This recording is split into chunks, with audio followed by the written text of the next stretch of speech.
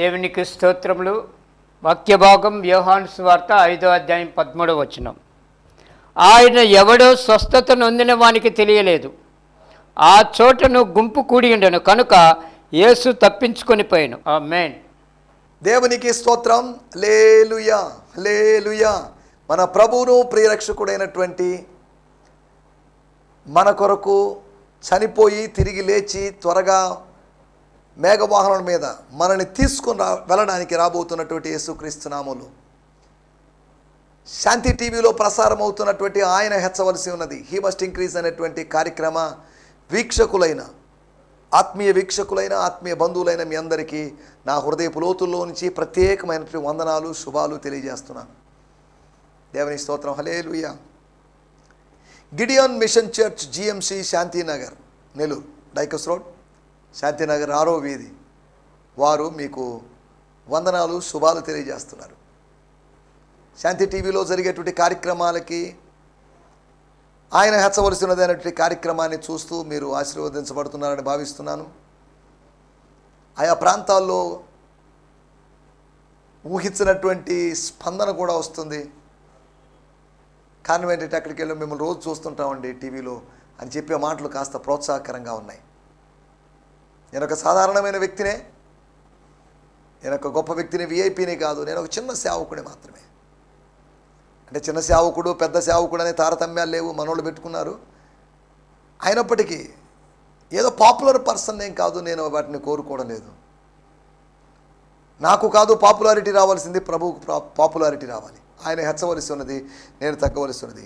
ఈ టీవీ కార్యక్రమాలు చేసినంత మాత్రం అదే పెద్ద గొప్ప సంగతి అని నేను భావించడం లేదు. దేవుడు నిధులు అనుగ్రహిస్తున్నాడు, చేస్తున్నాం అంతవరకే. కానీ టీవీలో చెప్పినంత మాత్రం వాళ్ళు ఏదో ప్రత్యేకమైన సేవకులు అభిషక్తులని భావిస్తే మీరు మోసపోయినట్టే. టీవీలో రాకుండా బలమైన పరిచర్య చేస్తున్నట్టు అనేక మంది సేవకులు ఉన్నారు. వారందరిని బట్టి నేను ప్రభు నామాన్ని మహిమపరుస్తున్నాను. టీవీలో నిలబడి పరిచర్య చేస్తున్నట్టు, టీవీలో ఉండి కనిపిస్తూ పరిచర్య చేస్తున్న సేవకులను బట్టి దేవుని స్తుతిస్తూ, టీవీలోకి రావాలని ఆశపడుతున్నటువంటి దేవుని సేవకులు ఉన్నారు. వారందరిని బట్టి కూడా నేను దేవుని స్తుతిస్తూ, అంతేకాకుండా టీవీలో వాక్య పరిచర్య చేయడానికి, సేవ చేయడానికి ఏమాత్రం నడిపింపు లేకుండా ఉన్నటువంటి, ఇష్టం లేకుండా ఉన్నటువంటి దేవుని సేవకులందరిని బట్టి నేను ప్రభు నామాన్ని మహిమపరుస్తున్నాను. దేవుని స్తోత్రం. హల్లెలూయా. గత ఎపిసోడ్లో వినడం వలన కలిగేటువంటి ఆశీర్వాదాల గురించి మనం మాట్లాడుకున్నాం. ఇప్పుడు వాటి గురించి మనం మాట్లాడుకోవడం లేదు. మనం కార్యక్రమంలో ముందుకు సాగాలి. మన సమయం కొద్దిగా ఉంది. 26 నిమిషాల సమయంలో దేవుని వాక్యాన్ని బోధించాలి. 26 నిమిషాల సమయంలో ఇంట్రడక్షన్ ఉంటుంది, కొన్నిసార్లు ప్రార్థన ఉంటుంది, తర్వాత కన్క్లూషన్ ఉంటుంది, తర్వాత లాస్ట్న ప్రార్థన ఉంటుంది. కాబట్టి సమయం కొద్దిగా ఉంది, షార్ట్ టైం. కానీ అదే సమయంలో 26 నిమిషాల సమయం అంటే అది అతి తక్కువ సమయం ఏం కాదు. 26 నిమిషాలకు ఒక మంచి సందేశాన్ని ప్రజెంట్ చేసే అవకాశం ఉంది. టైం చాలడం లేదని నేను బాధపడి చెప్పడం లేదు, కానీ టైం సరిపెట్టుకోవడానికి లేకపోతే ప్రయత్నం చేస్తూ ఈ మాటలు చెప్తున్నాను. మరి సుదీర్ఘ ప్రసంగం అయితే వినేవాళ్ళకే బోరింగ్గా ఉంటుంది. క్లుప్త ప్రసంగం అయినా కానీ ఏంటిది అనుకునే అవకాశం ఉంది. కనుక రండి, మనము సిద్ధపడదాం. మీ హృదయాన్ని సిద్ధపరచుకోండి. మీ చేతిలో రిమోట్ కాస్త పక్కన పెట్టేసి ప్రశాంతంగా కూర్చోండి, కూల్గా కూర్చోండి.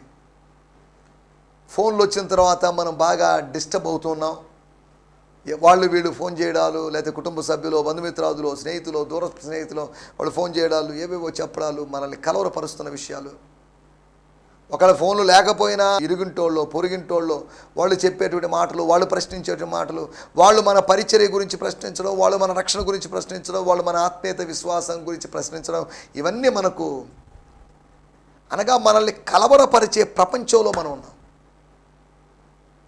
మనల్ని డిలైట్ చేసేటువంటి ప్రపంచంలో లేం, కానీ డిస్టర్బ్ చేసే ప్రపంచంలో ఉన్నాం. We are in the world that disturbs us and trying to destroys us. This is not a world that delights us. మనల్ని సంతోషపరచాలనుకునే లోకం కాదు ఇది, మనల్ని కలవరపరచాలనేటువంటి లోకం. అనగా లోకము కలవరపరచాలని చూస్తుంది అంటే ఇది సాతాను ప్రతినిధి కాబట్టి అలా చేస్తుందని అర్థం. దేవుని ప్రతినిధి అయితే దేవుని బిడ్డల క్షేమార్థమై వ్యవహరిస్తారు. లోకపు ప్రతినిధి అయితే, సాతాను యొక్క ప్రతినిధి అయితే శోధించడానికి ప్రయత్నం చేస్తారు. సరే, దేవునికి స్తోత్రం, హల్లెలూయా. గత ఎపిసోడ్లో వినడం వల్ల కలిగేటువంటి ఆశీర్వాదాలు మనం వివరించగలవని, డిస్క్రైబ్ చేసేటువంటి అవకాశం, ఎక్స్ప్లెయిన్ చేసే అవకాశం దొరుకుతుందని, అంతేకాకుండా నడిపింపునిస్తుందని, జీవింపజేస్తుందని, వెలుపలికి తెస్తుందని, అనగా తీసుకుని వస్తుందని, బయటికి తప్పిస్తుందని, అంతేకాకుండా మనం వినడం వల్ల సంతోషించగలమని, అనగా మన వేదన తొలగిపోయి సంతోషించేటువంటి అనుభవంలో ఉండగలమని గత ఎపిసోడ్లో మనం మాట్లాడుకున్నాం. ఈ ఎపిసోడ్లో మనం చదువుకుందాం ఒక మాట మన వాక్య ధ్యానం నిమిత్తమై. యోహాను సువార్త 5వ అధ్యాయము 13వ వచనం. యోహాను సువార్త 5వ అధ్యాయం 13వ వచనం. ఆయన ఎవడో స్వస్థత నొందిన వానికి తెలియలేదు. ఆ చోటు గుంపు కూడి ఉండిన గనుక యేసు తప్పించుకుని పోయిను.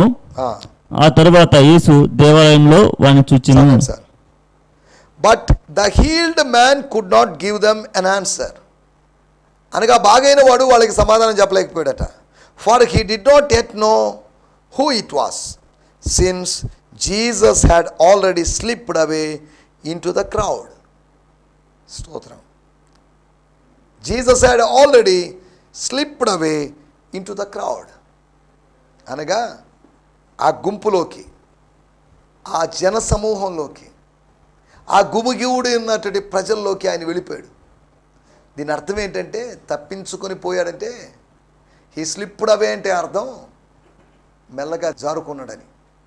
ఎందుకు వెళతావు, నాకెందుకులే అని, నేను చేయాల్సిన పని నేను చేశాను, నేను విత్తడం చేశాను, విత్తాల్సిన పని విత్తాను, ఆ పని నేను చేసేసాను, ఇక నేను ఉండకూడదు. మన పని ముగిసిన తర్వాత మనం అక్కడికి ఉండడానికి వీల్లేదు. కొంతమంది అక్కడక్కడ కూడికలకు వెళితే భోజనాల దగ్గర కూర్చొని గంటల తరబడి చెత్త మాటలు మాట్లాడుతుంటారు. మనం ఏదైనా కానీ పనికి వెళ్ళామంటే ఆ పని చూసుకొని ముగించేసి వచ్చేసి రావాలి. పని ముగించుకొనో ప్రార్థనాపూర్వకంగా ఉండాలి. కానీ ఇంకా లోకాభిరాయణం, లేకపోతే రాజకీయాలో, లేకపోతే క్రికెట్ గురించో, లేకపోతే ఇంకా వేరే విషయాలు మాట్లాడుకోవడానికి మనం పిలవబడలేదు. భోజనానికి కూర్చోబోయే ముందు ఎలియాజర్ అన్నాడు, సార్ ఎక్స్క్యూజ్ మీ, మీరు భోజనాలు ఏర్పాటు చేశారు మంచిదే, కానీ ఇప్పుడు నేను తినడం అనేది మంచి పద్ధతి కాదు. ముందు నేను వచ్చిన పని చెప్తాను, దాని తర్వాత మీరు ఏదైనా ఆలోచించండి, దాని తర్వాత భోజనం చేద్దాం. లేదురండి ఇప్పటికి ఆలస్యమైంది మీరు అన్నప్పటికీ కూడా అతడు సమ్మతించకుండా అతను వచ్చినటువంటి ఉద్దేశాన్ని, స్తోత్రం, until he tell the purpose of his coming, he was not ready to eat. అది మనము తినడానికో తాగడానికో వెళ్ళలేదు. కొంతమంది హోటల్కి వెళ్తున్నారు, తినడానికి తాగడానికి వెళ్తున్నారు. దేవుని మందిరానికి వెళ్ళడానికి కూడా మొదటి శతాబ్దంలో తినడానికి తాగడానికి వస్తున్నారట. ప్రేమ విందులని కాదు. మొదటి కొరింథీయులకు రాసిన పత్రిక 11వ అధ్యాయంలో మనం గమనిస్తే అపోస్తలుడైన పౌలు చెప్పిన మాట, మీకు తినడానికి ఇళ్ళు లేవా, తాగడానికి ఇళ్ళు లేవా, తిని తాగడానికి ఇళ్ళు లేవా, అసలు ఏంటంటే ఈ దేవాలయానికి వచ్చి, దేవుని మందిరానికి వచ్చి, దేవుని సంఘానికి వచ్చి తిని తాగడం ఏంటి, పోండి. ప్రభురాత్రి భోజనం అంటే మనలాగా చిన్న చిన్న ముక్కలు ఇచ్చేవాళ్ళు కాదట. ఒక్కొక్క రొట్టెను పెద్ద రొట్టె ఇచ్చేవాళ్ళు. దీన్ని తాగి తిని తాగి మత్తులు అవుతున్నారు కొంతమంది. ఇలా మత్తులు కావడానికి కాదు ఇది. ప్రభురాత్రి భోజనం అనేది మత్తులు కావడానికి కాదు. ప్రభురాత్రి భోజనం ఏదో కడుపునే ఉండడానికి కాదు. ప్రభురాత్రి భోజనం ఒక స్మరణ కోసం, ఇట్స్ ఎ మెమోరియల్ సర్వీస్. అనగా జ్ఞాపకార్థ కూడికాని కాదు దాని అర్థం. స్తోత్రం. మనం ఆలోచిస్తున్న విషయాలు. యేసు అక్కడి నుంచి తప్పించుకొని పోయాడు. హీ స్లిప్డ్ అవే, మెల్లగా జారుకున్నాడు. అనగా యుక్తిగా ప్రవర్తించాడు, జ్ఞానయుక్తంగా ప్రవర్తించాడు. 5వ అధ్యాయము 3-4 వచనాల్లో మనం గమనిస్తే, జనులు లేకపోతే ఆ మంటపంలో 1 రోగులు, 2 గుడ్డివారు, 3 కుంటివారు, 4 ఊచకాలు చేతులు కలిగిన వారు, అంటే ఊచకాలు కలిగిన వారు, ఊచ చేతులు కలిగిన వారు, ఇలాగా 5 రకాల రోగులు 5 మంటపాల్లో పడి ఉన్నారు. స్తోత్రం, హల్లెలూయా. వాళ్ళు గుంపులు గుంపులుగా పడి ఉన్నారు. గుంపులుగా పడ్డారు. చాలామంది పడిపోయినారు అక్కడ. వాళ్ళు గుంపులుగా పడి ఉన్నారు. కానీ 13వ వచనంలో మనం చదువుకున్న మూలవాక్యంలో ఆ చోటను గుంపు కూడి ఉండెను. గుంపు ఉంది అనగా రోగుల గుంపు ఒకటి, రోగం తగ్గిన వాళ్ళు, రోగం లేని వాళ్ళ గుంపు ఒకటి. బెతస్తా కోనేరు దగ్గర వేరువేరు గుంపులు ఉన్నాయి. ఒకటి కుంటివారి గుంపు, ఒకటి గుడ్డివారి గుంపు, అంతేకాకుండా రోగుల గుంపు ఒకటి ఉంది. ఊచ కాలు కలిగిన వాళ్ళు ఒక గ్రూప్ ఉంది, ఊచ చేతులు కలిగిన వాళ్ళు వేరువేరు గ్రూప్స్ ఉన్నాయి. ఈ 5 గ్రూప్సే కాకుండా ఇంకో కొత్త గ్రూప్ వచ్చింది, 6వ గ్రూపు.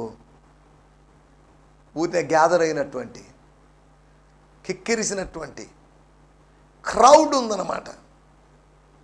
మన టైటిల్ గుడ్డి గుంపు. స్తోత్రం, హల్లెలూయా. ఈ సందేశంలో 4 విధాలైన గుంపుల గురించి మీకు జ్ఞాపకం చేస్తాను. ఈ గుంపు వలన సమస్యలు, ఈ మోపు వలన, ఈ ప్రజల వలన, ఈ సమాజం వలన సమస్యల గురించి మీకు జ్ఞాపకం చేస్తాను. మన చుట్టూ ఉన్న గుంపు మన సమాజం, మన society. Our society is the people around us, the crowd around us. మన చుట్టూ ఉన్నటువంటి ప్రజలే ఈ గుంపు. పాత రోజుల్లో చిన్నప్పుడు ఓ పాట పాడుకునేవాళ్ళం, ఏ గుంపులో నుంటివో ఎరిగి తెలుసుకో అని. ఏ గుంపులో ఉన్నాం తెలుసుకోవాలి. అన్నీ ఒకటేనని, అంతా ఒకటేనని, మీరేంటి, ఏ డినామినేషన్ అని అడిగితే ఏదోనండి, ఏదో వాళ్ళకి తెలియదు. మేము ముందు ఒక గ్రూపు, తర్వాత మళ్ళీ ఇప్పుడు ఒక గ్రూపు, మళ్ళీ రేపు ఒక గ్రూపు. అంతా ఎలాగుంది అంటే, వాళ్ళ విధానాలు చూస్తుంటే ఒక సిద్ధాంతానికి కట్టుబడి ఉండకుండా, ఒక విశ్వాసానికి, ఒక స్టేట్మెంట్ ఆఫ్ ఫెయిత్కి కట్టుబడి ఉండకుండా, గోడ మీద పిల్లుల్లాగా, అవకాశవాదుల్లాగా ఎక్కడ పడితే అటు వెళ్ళేవాళ్ళుగా ఉన్నారు. అపోస్తలుడైన పౌలు చెప్పాడు, నేను నమ్మిన వాడిని ఎరుగుదును. తాను కొన్నిటిని నమ్మాడు, దేవుడిని నమ్మాడు, ఆ నమ్మిన వాటి కోసం నిలబడ్డాడు. నా విశ్వాసం నేను కాపాడుకుంటున్నా అంటే దేవుడు నాకు బయలుపరిచిన విషయాల మీద విశ్వాసం నేను నిలకడగా ఉంచుకున్నాను అని అర్థం. I have kept my faith అంటే దాని అర్థం నా విశ్వాసంలో సన్నగిలలేదు, చివరి వరకు నా విశ్వాసం నిలుపుకున్నాను అర్థం. మొదట ఉన్న విశ్వాసం చివరి వరకు ఉండదు, మొదట ఉన్న ప్రేమ చివరి వరకు ఉండదు. క్రమంగా ఏమవుతుంటాయి, ఈ విశ్వాసము, ప్రేమ, ఇంకేదైనా కావచ్చు, అవి సన్నగిల్లిపోతుంటాయి. ఈ మాటలు వింటోటి దేవుని బిడ్డలారా, ఎఫెసీ సంఘపు విశ్వాసుల గురించి, సంఘాన్ని గురించి దేవుడు చెప్తున్న మాట, నీకున్న మొదటి ప్రేమను నువ్వు వదిలిపెట్టావు. You left your first love. స్తోత్రం. పెళ్ళైన ఆరంభ దినాల్లో ఉన్నంత ప్రేమ రాను రాను ఉండదు. ఈ ప్రేమ, ఇదే ప్రేమ చివరి వరకు ఉంటే బాగుంటుంది. ఈ ప్రేమ చివరి వరకు ఉండాలనేది దేవుని యొక్క ఉద్దేశం. దేవుని స్తోత్రం, హల్లెలూయా. మనం ఆలోచిస్తున్న విషయాల్లోకి వచ్చేద్దాం. గుడ్డి గుంపు, ఎవరి గుంపు అని ఆలోచిస్తే 10వ వచనంలో మనం గమనిస్తే, ఆ దినము విశ్రాంతి దినము గనుక యూదులు, వాళ్ళ ఆత్మ సంబంధమైన గుడ్డి వాళ్ళు, స్పిరిచువల్లీ బ్లైండెడ్ పీపుల్. ఈ యుగ సంబంధమైనటువంటి దేవత వారి మనోనేత్రాలకి, వారి ఆత్మీయ నేత్రాలకి మతం ద్వారా గుడ్డితనం కలుగు చేసింది. వాళ్ళ కళ్ళలో, ప్రతి వాని ఆత్మీయ నేత్రముల్లో పొరలు ఉన్నాయి. ఆ పొరలు ఇంకా రాలిపడలేదు. ఈ రోజుల్లో కూడా అనేక మంది యొక్క ఆత్మీయ కళ్ళు మూసుకొని పోయినాయి. ఆ కళ్ళలో ఏవో పొరలు ఉన్నాయి, అవి రాలాల్సిన పొరలు ఉన్నాయి, కింద పడాల్సిన పొరలు ఉన్నాయి. ఇది మా సిద్ధాంతం అండి, మేము దీన్నే నమ్ముతున్నాం. మీసాలు తీసేయడని నమ్మేవాళ్ళు ఉన్నారు, తెల్ల బట్టలే ధరించుకోవాలని నమ్మేవాళ్ళు ఉన్నారు, వేరు వేరు చాలా విషయాలు నమ్మేవాళ్ళు ఉన్నారు. స్తోత్రం. ఎందుకు ఇవన్నీ చెప్తున్నానంటే మనం జాగ్రత్తగా ఆలోచించాలి. మనం చదువుకున్నటువంటి మాట గుడ్డి గుంపు, లేకపోతే యోహాను సువార్త 5వ అధ్యాయం 13వ వచనాన్ని ఆధారంగా చేసుకొని ఒక గుడ్డి గుంపుల గురించి, 4 గుంపుల వల్ల, ఈ గుంపుల వల్ల వచ్చే నష్టం ఏంటి? సమాజానికి భయపడతాం, లోకానికి భయపడతాం, కానీ దేవునికి మనం భయపడం. మన చుట్టూ ఉన్న మనుషులు, మనలాంటి మనుషులు, ఒకవేళ మనకన్నా ఎక్కువ చదువుకున్నవాళ్ళు, మనకన్నా తక్కువ చదువుకున్నవాళ్ళు, మనకన్నా ఎక్కువ సంపాదించేవాళ్ళు, తక్కువ సంపాదించేవాళ్ళు. స్తోత్రం. వేరు మతాల్లో చిక్కుని పోయిన వాళ్ళు మన చుట్టూ ఉన్నటువంటి ప్రజలు. వీళ్ళు ఎంతసేపటికి సమాజం గురించి ఆలోచిస్తుంటాం, మనం లోకం గురించి మనం ఆలోచిస్తుంటాం. మన గురించి లోకమేం ఆలోచించదు, కానీ మనమే లోకాన్ని గురించి అనవసరంగా ఆలోచిస్తుంటాం. గుడ్డి గుంపు. జూదులు అనబడిన వాళ్ళు తమ ఆత్మీయ గుడ్డితనాన్ని ఆయా సందర్భంలో వ్యక్తం చేస్తూనే ఉన్నారు. స్తోత్రం, హల్లెలూయా. కాబట్టి మనం ఇక్కడ ఆలోచిస్తున్న విషయాలు 4 గుంపుల గురించి మీకు త్వరగా జ్ఞాపకం చేస్తాను. మార్కు సువార్త 2వ అధ్యాయము 4వ వచనం. చాలా మంది కూడి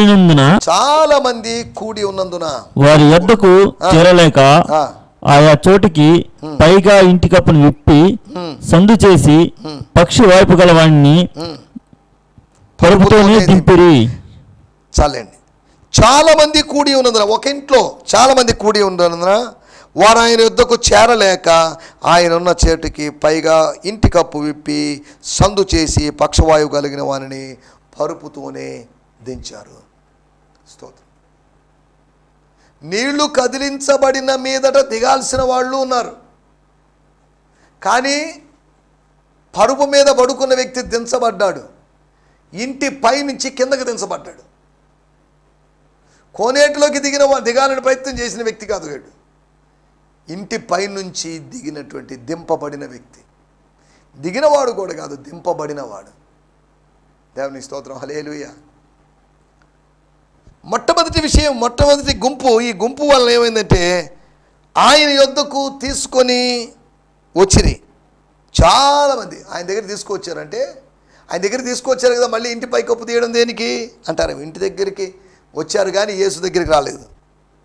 ఆయన ఉన్న చోటికి పైగా ఇంటి కప్పు విప్పి సందు చేసి పక్షవాయువు కలిగిన వాడిని పరుపుతోనే దించిరి. అక్కడ రాయబడిన మాట 4వ వచనము మొదటి భాగంలో, చాలామంది కూడి ఉన్నందున వారు ఆయన యొద్దకు చేరలేక. అది మొట్టమొదటి పాయింట్. మనల్ని చేరాల్సిన చోటుకు చేరనివ్వని ఒక గుంపు ఒకటి ఉంది. చేరుకోవలసిన గమ్యస్థానం చేరుకోకుండా అడ్డుపడేటువంటి దుష్ట శక్తులతో కూడుకున్న గుంపు అది. ఒకటి చేరనివ్వని గుంపు.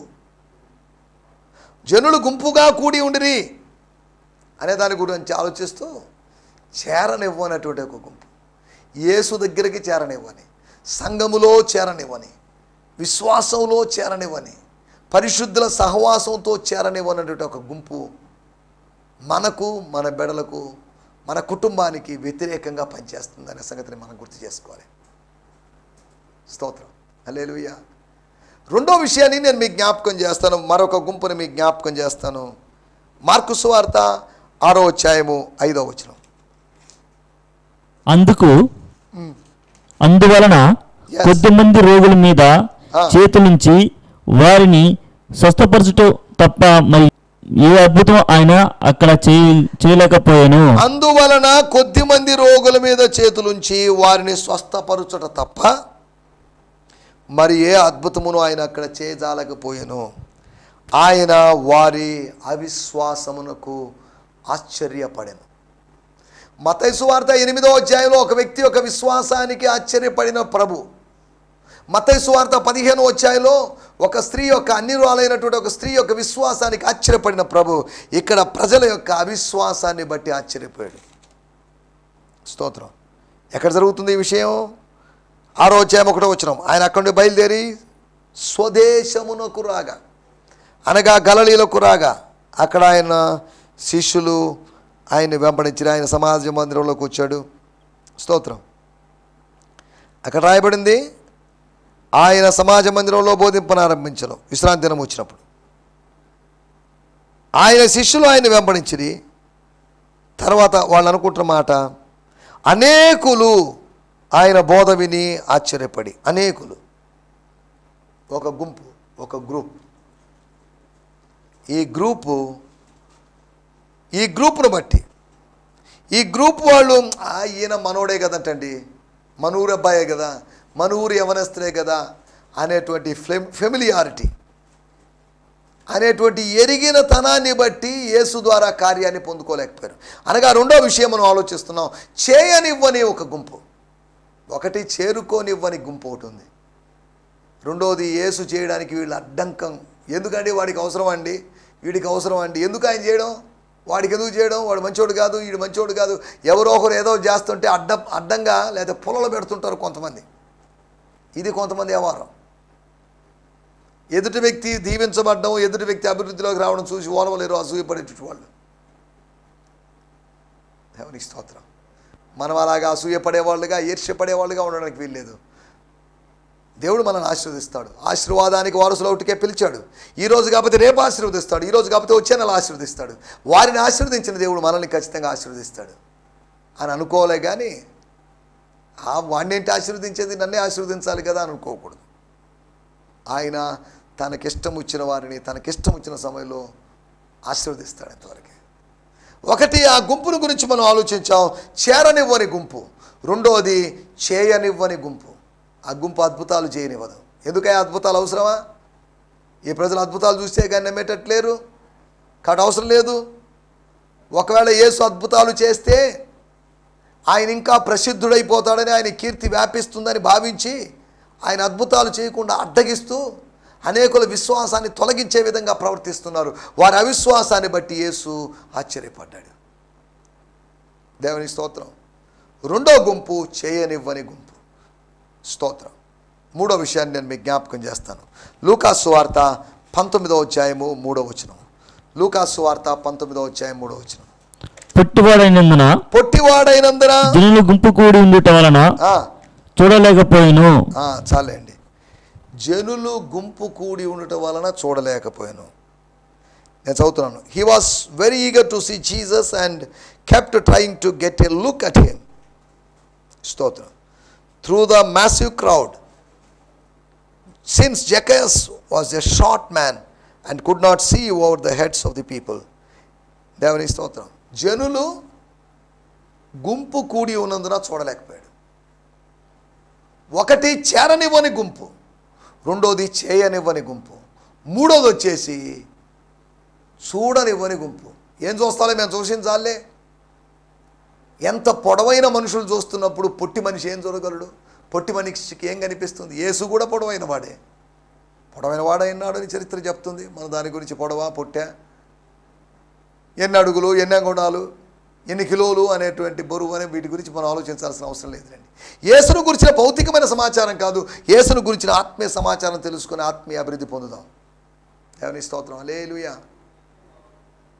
మనం ఆలోచిస్తున్న మాట, 3 గుంపుల గురించి చెప్పాను.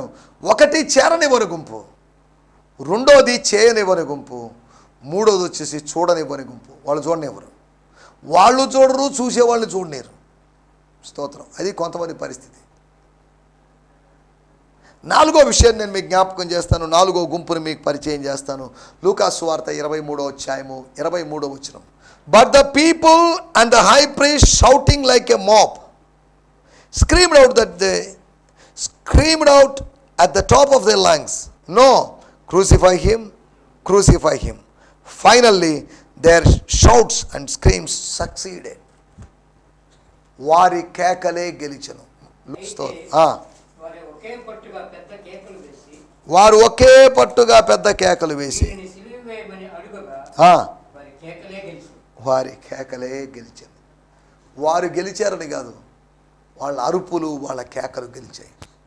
వాళ్ళ అల్లరి గెలిచింది. వాళ్ళ పిచ్చి కోతలు, కారు కోతలు గెలిచాయి. వారి అన్యాయపు భాష గెలిచింది. వారి యొక్క ఆవేశం గెలిచింది. స్తోత్రం. హల్లెలూయా. అలాగైతే యేసు ప్రశాంతత ఓడిపోయిందా? యేసు సమాధానం ఓడిపోయిందా? లేదు. 3 రోజుల తర్వాత యేసు గెలిచాడు, వీళ్ళందరూ ఓడిపోయారు. మీ అరుపులు, కేకలు మాత్రం గెలిచాయి, కానీ యేసు శరీరం గెలిచింది. దేవుని స్తోత్రం. యేసు మరణాన్ని గెలిచాడు. దేవుని స్తోత్రం. హల్లెలూయా. 4వ విషయం మనం ఆలోచిస్తున్న విషయం, చెప్పలేనివ్వని గుంపు. చెప్పనివ్వని గుంపు. యేసుకు మాట్లాడే అవకాశం లేదు, మాట్లాడే అవకాశం లేదు. కొన్ని వందల మంది కేకలేస్తే ఎలా ఉంటుంది? ఏం చెప్తున్నారు ఏంటో అర్థం కాని పరిస్థితి. కాకి గూట్లో రాయి వేసినట్టుగా ఉంటుంది. ఒక డబ్బా నిండా గులకరాళ్ళు తీసుకుని బాగా ఊపాము, శబ్దం కర్ణకఠోరంగా ఉంటుంది. భరించలేకుండా దాన్ని ఆపండి అంటారు. అలాంటి పరిస్థితి. ఈ దెబ్బకి పిలాతు, అయ్యా ఎందుకు ఈ కేకలు మరీ ఎక్కువయ్యేటట్టున్నాయి, సరే సరే బాబు మీరు చెప్పినట్టే చేస్తాం, వదిలేసేయండి. వారి కేకలే గెలిచాయి. దుష్టుల యొక్క, క్రూరమైన ప్రజల యొక్క కేకలు గెలుస్తున్నప్పుడు క్రీస్తు మౌనం వహించాడు. ఆయనను చెప్పనివ్వని గుంపు. 4 విధాలైన గుంపుల గురించి మీకు చెప్పాను. 1 చేరనివ్వని గుంపు, 2వది చేయనివ్వని గుంపు, 3వది చూడనివ్వని గుంపు, 4వది చెప్పనివ్వని గుంపు. ఏ గుంపులో ఉన్నావు నువ్వు? దయచేసి తలలోంచండి, కళ్ళు మూసుకోండి, చిన్న ప్రార్థన చేసుకుందాం. పరిశుద్ధమైన మా దేవా, మహోన్నతుడా, మహాగణుడా, మీరు మాకు వినిపించిన మాటల కొరకే మీకు వందనాలు. మేము ఏ గుంపులో ఉన్నామో, ఈ ప్రస్తావించబడిన 4 గుంపుల్లో ఉండకుండా ప్రత్యేకమైన ఆత్మ సంబంధమైన గుంపులో మేము ఉండగలుగుతూ సాయం చేయండి దేవా. మీకు వందనాలు. మేము ప్రభువా ఆ 4 గుంపుల్లో చెప్పినట్లుగా చూడనివ్వని గుంపుగా, చేరనివ్వని గుంపుగా, చేయనివ్వని గుంపుగా, చెప్పనివ్వని గుంపుగా, అలాంటి గుంపుల్లో ఉండకుండా మీ స్వరాన్ని వినేటువంటి వాళ్ళు, నీ స్వరం వినబడనిమ్ము అని పలికేటువంటి వాళ్ళుగా మేము ఉండగలడు సాయం చేయమని మీరు మాకు వినిపించిన మాటలు బట్టి మీకు వందనం చెల్లిస్తూ యేసుక్రీస్తు నామములోనే ప్రార్థించడుగుతున్నాం పరమ తండ్రి. ఆమేన్, ఆమేన్, ఆమేన్, ఆమేన్.